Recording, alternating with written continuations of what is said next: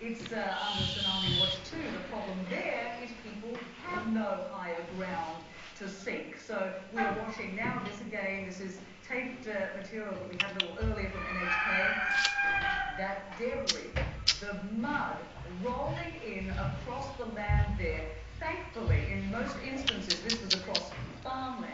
So at least we are dealing with a situation where there are fewer people, but there are still people on the ground there affected by this.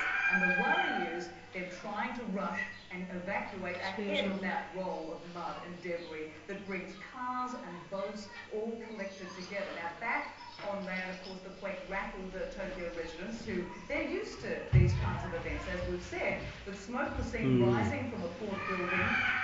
People poured out into the streets from their office buildings. We spoke to one witness to this who chose to remain in his building. He works for the Times there, he's the Asia editor. He decided that he felt safer inside the building, but the advice given by authorities there is if you can possibly get out of those buildings, it might be a better idea. There's furniture, there are going to be aftershocks, and they can be deadly, especially when everything has been unsettled after that 8.9 magnitude quake. Now, the Cannes news agency reports there are a number of injuries, and we have spoken to you about these confirmed deaths of 8 at this point. There's been at least one major aftershock since the original 8.9 quake. In actual fact, there have been a few. There was a 6.4, there was a 6.8.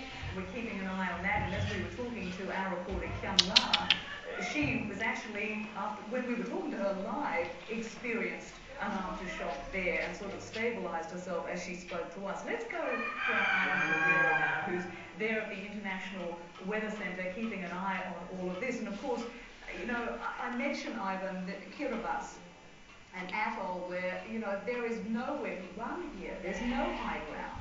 Each government is going to have to really get the word out and let folks know where they have to go. Head inland and at least 15 meters high, 50 feet, if you can do that. This video is just continuing to see this. It's just unbelievable to me. Some of these structures, it looks like some of the buildings are intact. They were just essentially lifted off their foundation as the tsunami came in. Here are two things that are going on in Japan. We are continuing with an earthquake threat in Japan. We have now had a stronger magnitude quake than what we had in Haiti, and that was just an aftershock of a 7.1. We're going to continue to get these aftershocks. We get for the folks of Japan until 2 hours after the last tsunami hits, and we are not there yet. So again, an active tsunami threat and an active earthquake threat as far as those aftershocks continue for Japan.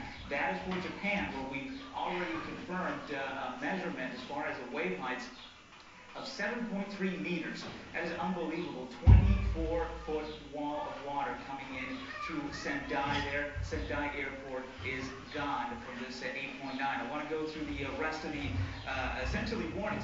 The entire Pacific Rim is now under a tsunami warning or watch. We are now at the most severe level from the Pacific Tsunami Warning Center. If you are near a coast that essentially profited from them getting the hardest hit, but you are not going to be protected if you're watching us from Russia, where the tsunami is about to arrive now. Marcus Islands at 8:53 GMT. If you're watching us from Taiwan, very near there, 9:30 GMT is your arrival. If you're watching us from the Philippines, I know that you are. It is now going to arrive in the Philippines, northern Philippines at 9:55 GMT, further to the south at 10:26 GMT. These times are